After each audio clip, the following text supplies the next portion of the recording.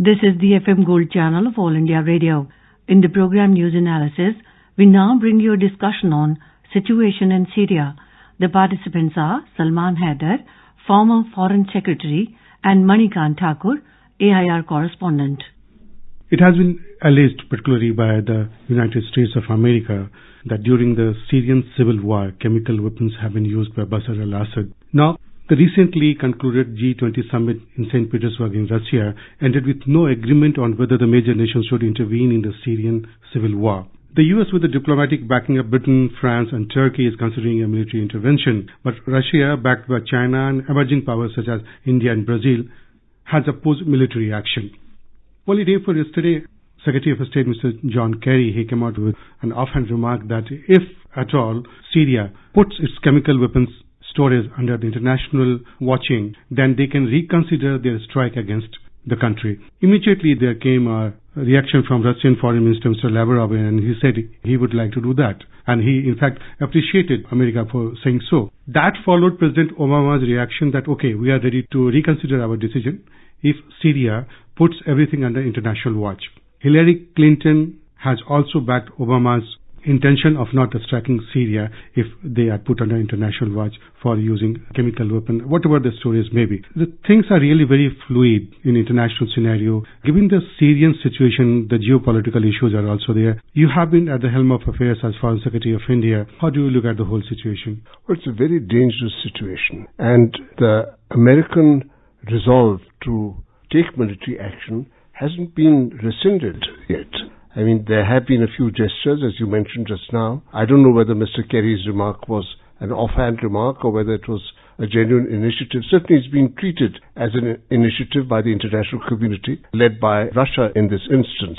And it seems to represent a possible retreat from what looks like an extremely dangerous escalation in what is already a difficult situation. So I think the expectation, the hope certainly is that Mr. Kerry's words and the way that the international community has built on them do give a way of retreat to both Syria and to the USA. It looked very imminent that there will be a strike on Syria. Had Mr. Ban Ki-moon not been at the dinner being hosted by Mr. Putin at G20 summit, he had to intervene in a way. And he was very clear in saying that let us wait for what the inspectors of United Nations come out with a report and what do they really say. India has always wanted that way only. The Prime Minister has made it very clear that, okay, we are against any strike on Syria unless and until some kind of proof, which is a credible proof, is given against the alleged use of chemical weapons.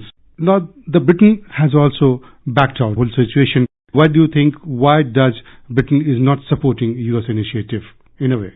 Well, Britain had understood that this is a very difficult issue and that its own public is divided on the wisdom of going in militarily against Syria. So they had a parliamentary vote on this, and Parliament decided not to support military action. So the British government's hands are tied through its own institutions. And I think that is, in a way, indicative of the fact that not only in Britain, but throughout Europe and elsewhere, public opinion is not in favor of extending the military situation, which is already tense. And after all, Syria has been in the throes of a civil war for ages now. But the sense that European countries, external countries, should get involved in this civil war in one form or another is something that does not have support in Europe. We have seen what really happened in Iraq after the country was attacked. Do you think this situation is really different from what happened in Iraq? That, of course, is the main issue. I mean, after all, the world has seen that there was external intervention, very severe external intervention, which led to huge losses of civilian lives and concentrated on regime change, and major battles took place.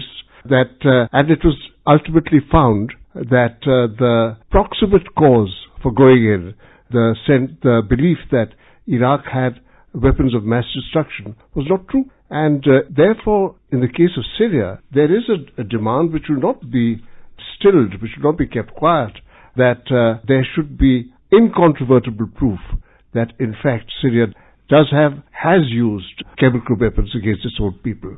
Otherwise, the public is not convinced by its own leaders about the truth of what is being said and the wisdom of the action that is proposed. Going just a little back, what do you think is the real reason for the conflict within the state? Well, the Syrian regime is a very severe one, and it has it is a minority regime. For one thing, it hasn't succeeded in reconciling all the different and the important sections of the Syrian people into one coherent whole. The Alawites believe to dominate, well, they do dominate the regime, and their method of governance is, as has been seen in the last few years, has sometimes been very tough.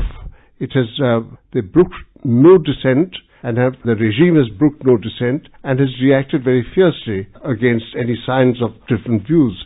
Now, it can be argued that Syria needs, for the coherence, for the, for the sovereignty of Syria itself, tough measures are necessary to keep it together. But actually they have exacerbated the problems, and the differences which are ethnic, not so much ethnic as, of different persuasions, people of different ideologies and different origins and different beliefs have taken positions strongly against each other, and it's proved impossible to reconcile them through political means.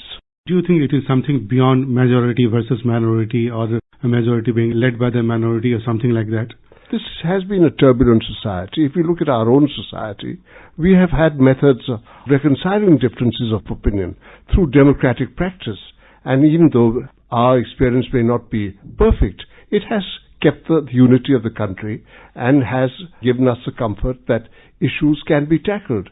There's no comparable political experience in Syria, and therefore differences become exaggerated and take the form of armed confrontation within the country. It is, in fact, has taken the form of a civil war, which has been raging for ages. Do you think this is the consequences of the Arab Spring as well? Arab Spring has had an effect. It has encouraged those who have been in revolt against the central authority to put on the sort of garments of democracy, whether their own practice enables them to pose as democrats or not. But certainly it has been an encouragement. But it is not the origin of what is going on. What has been happening in that country predates by a long way the Arab Spring. How do you rate the issues of economy for this conflict? I'm not really sure about that. I have no reading on that, but I don't think that it is economic issues that are primarily responsible for the situation. It is the fractured persuasions of the different people within the country, the differences of view, and the inability to reconcile them. Do you think that there's, again, politics of oil? What was there earlier in Iraq? Because only this morning we read it in newspapers how Brazilian company Petrobras is being sneaked into, their computers are being invaded to find out the new finds, so that, I don't know, it could be anything, what the US wants to know. So do you think even though Brazil is opposing on any strike against Syria, so do you think these things combine together in some way in quest of better oil for US? For the US, well, I think the politics of oil, looking at it in the Syrian context, is not immediate. Syria is not an oil-producing country of any significance. And what has happened there is that major oil producers within the region have thrown their weight into the situation, have got involved in the situation.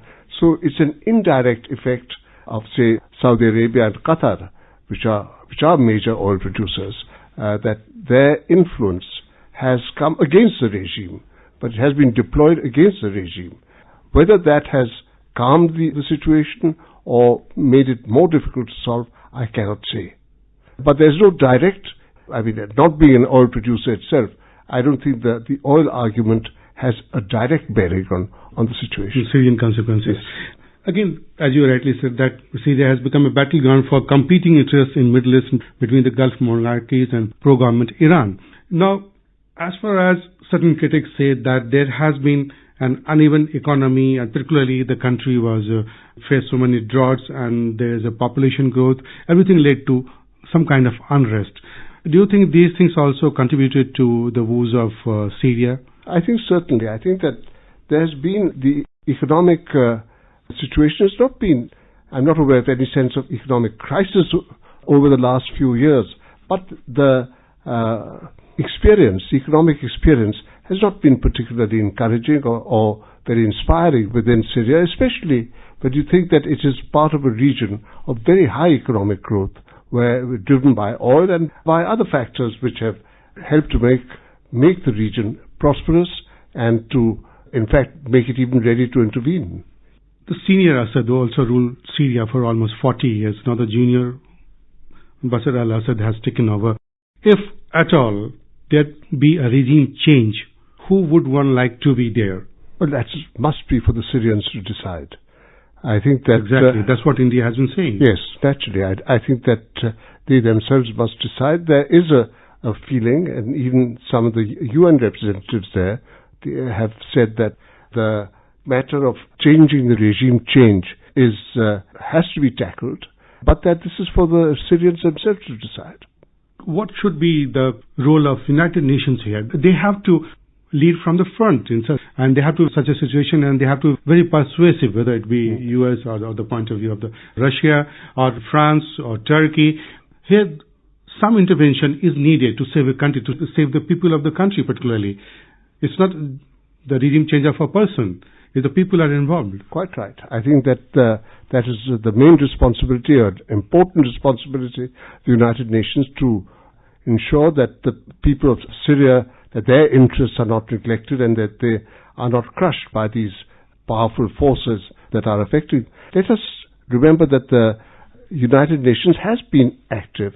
There has been a United Nations representative in Syria, several of them, over the years, trying to bring some measure of reconciliation between the different groups, although this intervention has not been fruitful till now, but it has not been abandoned either.